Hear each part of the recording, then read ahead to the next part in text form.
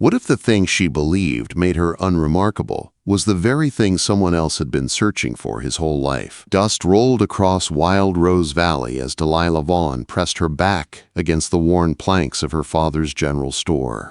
At just 20 years old, she already felt older than most women twice her age.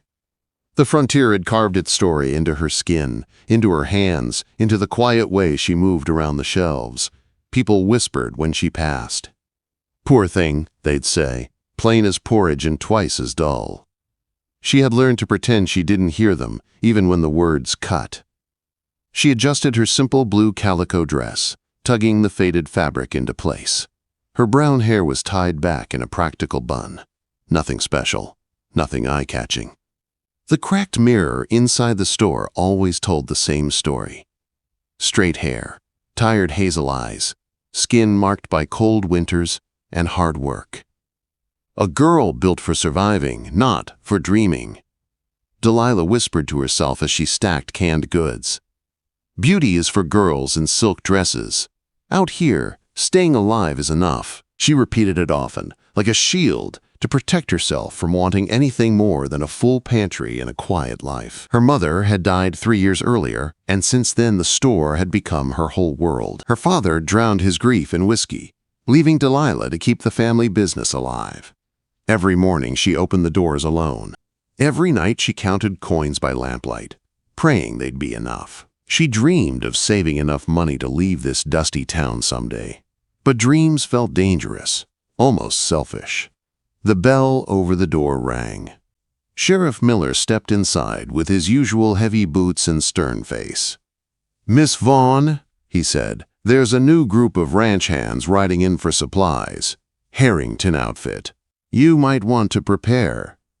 Delilah nodded. Cowboys always brought noise and coins, but rarely kindness.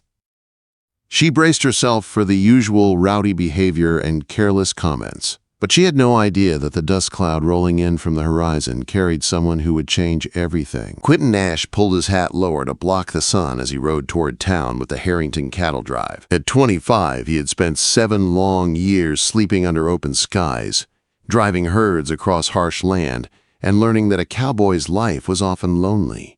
His face was roughened by wind and sun, but still carried a quiet handsomeness. Blonde hair, blue eyes, strong jaw. A man who carried himself without swagger, just steady confidence. Most cowboys looked for whiskey and trouble when they reached a town.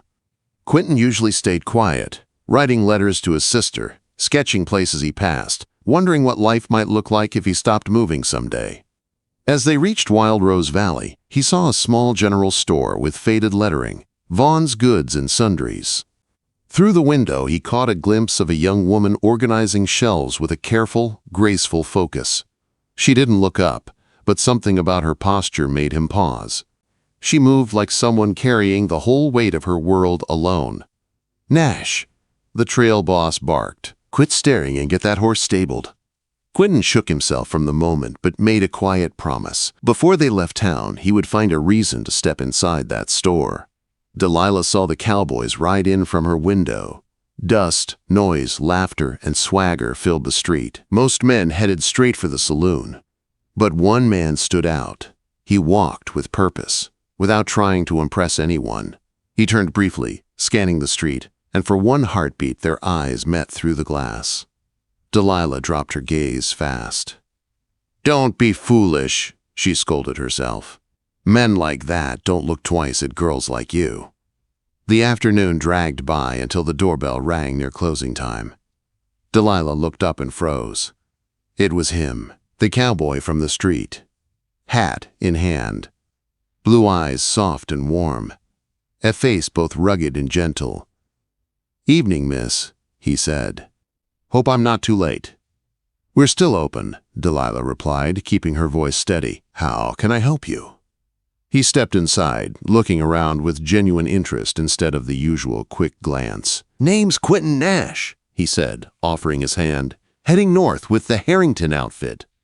Her fingers brushed his, and warmth shot up her arm. "Delilah Vaughn," she said. "What do you need today?" "Writing paper," he said, with a shy smile. "Got a sister back in Colorado who'll think I forgot her if I don't write." Delilah found the paper for him. She felt his eyes on her, not judging, not dismissing, seeing. "You run this place alone?" he asked softly. "My father helps," she answered, "but lately it's mostly me." "That's a lot for someone your age." There was no pity in his tone, only respect. She looked at him, surprised. "Anything else?" she asked. "Ink," he said, then hesitated. "And maybe a suggestion on where a man might find a decent meal. Somewhere quiet, not the saloon." Her chest tightened. Cowboys never asked for quiet meals. "Mrs. Hollister's boarding house," she said. "She serves supper for 50 cents. Quinton paid her, placing the coins gently in her hand. "Thank you, Miss Vaughn." He paused at the door. "And would it be too forward to ask if you might be there too?" Quote. Delilah's breath caught. Her heart stumbled. I don't usually dine out." "That's a shame," Quinton said with a small smile. "Good company makes any meal better." Then he left her standing there, breathless. That night, Delilah made a simple supper for her father, but her thoughts drifted again and again to the cowboy with the warm eyes. She scolded herself for being foolish, but the idea of someone truly seeing her felt new and frightening and wonderful. She didn't plan to go, but she found herself walking toward Mrs. Hollister's boarding house anyway. When she stepped inside and saw Quinton look up, eyes lighting up as if she were the most unexpected, welcomed thing in the world, her heart whispered a truth she tried to ignore. Maybe, just maybe, someone finally saw her. What if the person she thought would forget her was the only one who had been searching for something real? Mrs. Hollister's dining room buzzed with soft chatter as travelers and townsfolk ate their evening meal. Quinton sat at the end of a long table, his hands clasped together, pretending to be patient. Every time the door opened, he lifted his head, hoping for a glimpse of the girl who had stayed in his thoughts since the moment he saw her. When Delilah finally stepped inside, Quinton almost forgot to breathe. She wasn't wearing anything fancy, just a dark green skirt and a cream blouse, both simple and modest. Her hair was still pulled back, but a tiny sprig of wildflowers was tucked behind her ear. That small touch transformed her completely. She looked like the valley itself, quiet, steady, strong. Delilah hesitated when she saw the crowd, then her eyes met Quinton's. For a moment, she looked ready to run. Instead, she lifted her chin and walked in. Mrs. Hollister pointed to the only empty seat left, right across from Quinton. He stood as she approached. "Miss Vaughn," he said, trying not to sound too eager, "I'm glad you decided to come." "You said the food was good," she replied softly, sitting down. "I realized I forgot to eat all day. It seemed practical." Practical. Yet she had brushed her hair, worn her best blouse, chosen a flower. Quinton's chest warmed. "Well, I'm grateful for the company, practical or not." Mrs. Hollister delivered Delilah's plate and gave Quinton a knowing look. "Didn't know you had cowboy friends," she said, making Delilah blush. "He's just a customer," Delilah said quickly. "Quinton," he corrected, earning the smallest smile from her. Conversation came slowly at first, like two people afraid to step into something they couldn't undo. He talked about the trail, leaving out the rough parts. She told him about the store, about the hard winters and the long days. When she spoke of her mother's passing, her voice softened. "My mother died too," Quinton admitted. "I was 16. Everything changed after that." The connection settled between them, quiet, real, unforced. By the time supper ended, Quinton knew he didn't want the evening to end.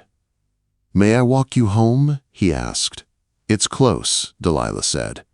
"All the more reason," he replied gently. They walked together down the cool, quiet street. When they reached the store's side entrance, Delilah paused. "Thank you for the meal," she whispered. "It was nice." "I'd like to see you again tomorrow," Quinton said, even though his heart was pounding. "I could bring the sketches I told you about." "You draw?" she asked, surprised. "Poorly," he admitted, "but I try." Her face softened. "I'd like that." The next few days passed like something borrowed from a dream. Quinton returned each morning. He brought sketches of mountains and rivers and painted deserts. Delilah listened with bright eyes, soaking up every story, every sight he'd seen beyond Wild Rose Valley. In return, she told him about the town, its people, its history. He realized she noticed everything. She saw people's needs before they even asked. On the third day, he found her struggling with a delivery. Heavy sacks of flour sat by a wagon, waiting to be brought inside. "Let me help," he said. "You don't have to," she answered. "I want to." For the next hour, they worked side by side, moving in a natural rhythm as if they'd done it 100 times. When they finished, they sat on the back steps, sharing a dipper of water. "You're different from other cowboys," Delilah said, finally studying his face. "How so?" "You look at things," she said, "not just at them, into them. You notice everything." "Maybe I've been searching for something worth noticing," he said quietly. She looked away, flustered, but a small smile tugged at her lips. Before she could answer, the store bell rang. She stood quickly, smoothing her dress. "I should get back." "Delilah," he said gently. She stopped. "Would you walk with me tomorrow? Early morning. Just an hour." She hesitated. She had so many responsibilities. But something inside her said yes long before her voice did. "Before 7, she whispered. The next morning, the world was gold with sunrise when Quinton arrived. Delilah had left a note for her father and closed the store for one short hour. They walked beyond the edge of town to a small creek under tall cottonwood trees. Quinton had brought bread, preserves, and coffee. They ate quietly, watching the sunlight ripple across the water. Then Quinton turned toward her. "May I ask you something?" She tensed but nodded. "Are you happy here?" Delilah stared down at the creek. "I don't think happiness matters much," she said. "Life is work, survival, responsibility." "That's not what I asked." She swallowed. "No, not really. I feel invisible, like I'm just part of the store, useful, but nothing special." Quinton's heart squeezed at her words. "Delilah," he said softly, "do you truly believe that?" "It's true," she whispered. "I'm not pretty enough to draw attention, not wealthy enough to matter. Not important enough to be seen." Before she could look away, Quinton reached for her hands. His voice was steady, sure, gentle. "Delilah Vaughn," he said, "you are the most beautiful thing I've ever seen." She tried to pull her hands back, embarrassed, even hurt. "Don't mock me, Quinton. I know what I am." "No," he said firmly, "you don't." He lifted her hands, tracing the calluses with his thumb. Beauty isn't just a face or a dress. It's strength. It's kindness. It's courage. It's the way you carry a whole store on your shoulders. The way you look after everyone else without asking for anything. Everything about you is beautiful. Tears filled her eyes. She tried to blink them away. "You're leaving tomorrow," she whispered. "It doesn't matter." Quinton felt the pain he hadn't expected. "Then I'll come back," he said simply. She shook her head. "Cowboys always say that." "I'm not like them," he said. "And you're not like anyone I've ever met. Something's happening between us. You feel it too, don't you?" For a long moment, the only sound was the creak. Then Delilah leaned forward and kissed him, soft, unsure, but full of truth. When she pulled away, her voice trembled.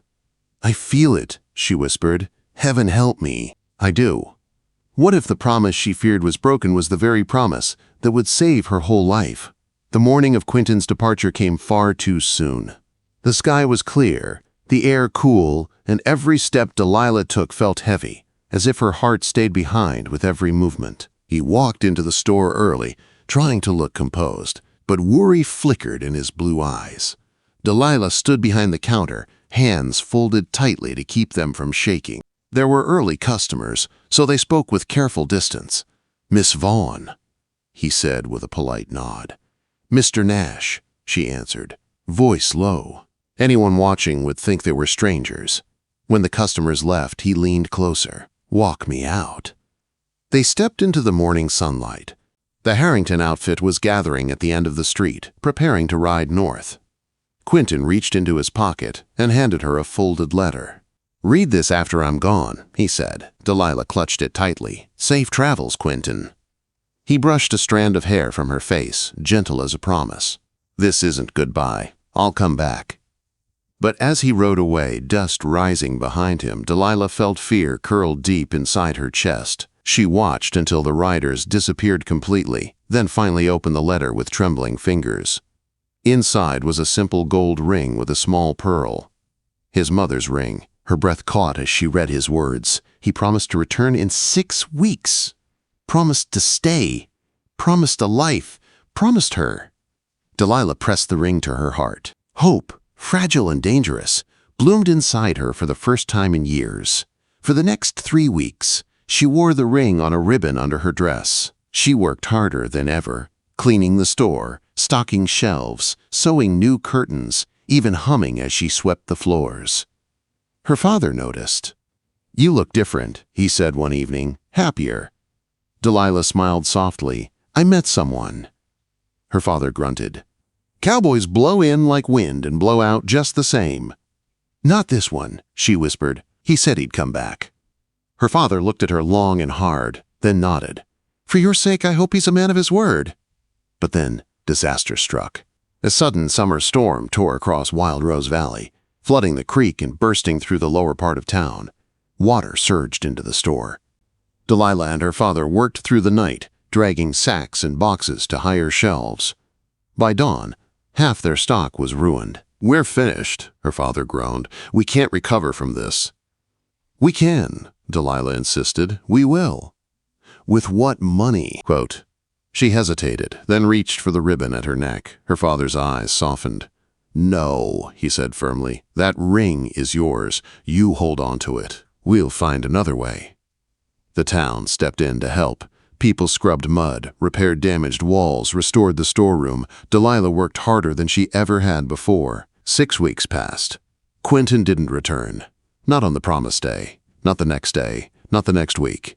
On July 4th, as fireworks cracked in the sky and the town celebrated, Delilah placed the ring into a small wooden box and closed the lid. "You've been foolish long enough," she whispered to her reflection. "He's not coming back."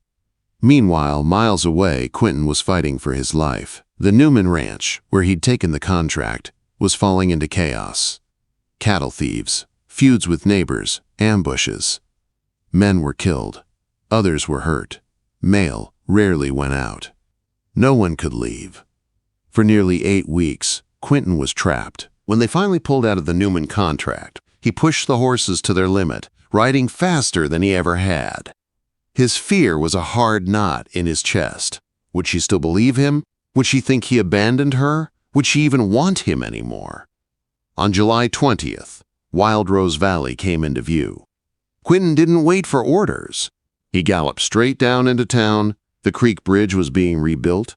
Several buildings carried signs of flood damage. His stomach twisted.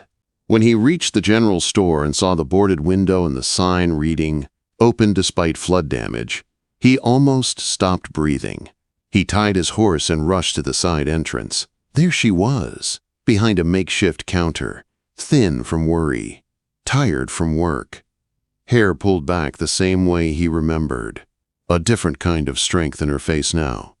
A survivor's strength. "Delilah," he said, voice breaking. She looked up. The pencil slipped from her fingers. "You're late," she said simply. "I know." He stepped closer. "There was trouble at the Newman place. Men died. We were trapped. I couldn't send mail. I tried. Delilah, I came as soon as I could." She kept her eyes steady, but her voice trembled. "There was a flood. We lost everything." "I see that," Quinton said, looking around. "Are you all right? Is your father all right?" "We're managing," she said. The town helped. "I should have been here," he whispered. "I'm sorry I wasn't." She swallowed, blinking back pain. "I stopped believing you were coming back." He stepped around the counter and lifted her chin gently. "I meant every word of that letter," he said. "I love you, Delilah. I fell in love with you the moment I saw you in that window. I want to stay, not pass through. Stay." Her breath hitched. "I thought maybe I wasn't worth coming back for." His voice hardened, not in anger, but in fierce truth. "Don't ever say that again. You are everything I want. Everything." She slowly reached into her apron and brought out the small wooden box. Inside was his mother's ring. "I kept it safe," she whispered. "Even when I doubted, Quinton dropped to one knee. "Delilah Vaughn," he said, voice steady but eyes full. "Will you marry me? Will you let me spend my whole life proving you are the most beautiful thing I have ever seen?" Delilah looked at him, this man who had crossed miles, fought storms and danger, and come back to her against all odds. A man who had seen her heart when she only saw flaws. "Yes," she whispered, tears falling freely. "Yes, Quinton Nash. I'll marry you." He slipped the ring onto her finger and pulled her into his arms. The kiss that followed didn't belong to the past. It belonged to every tomorrow they would build together. 6 months later, winter dusted the rooftops as Delilah and Quinton Nash stood proudly in front of their rebuilt store. A new sign hung above the door: Nash and Vaughn General Goods. Her father worked cheerfully inside, sober and steady again. The store was full, the valley was peaceful. And Delilah rested a hand on the small curve of her belly. "What are you thinking, Mrs. Nash?" Quinton asked, wrapping an arm around her waist. "I'm thinking about the first time you walked into the store," she said, smiling. "I didn't understand why you kept looking at me that way." "What way?" he teased, like I was worth seeing. "You've always been worth seeing," he whispered, kissing her forehead.